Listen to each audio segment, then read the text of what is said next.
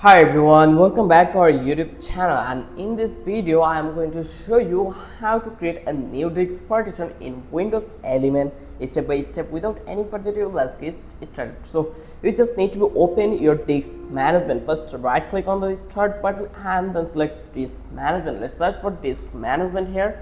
disk management. Here just click over here and it will be open in that place. So let's go over here again and search for disk management in that place, disk management.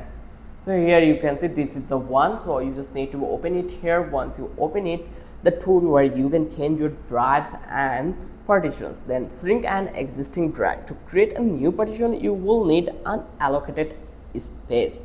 You just need to be right click, so when it will be open you will get a couple of options where you just need to be right click the drive. So here you can actually see, so you just need to be click on any of them place and you will able to partition them.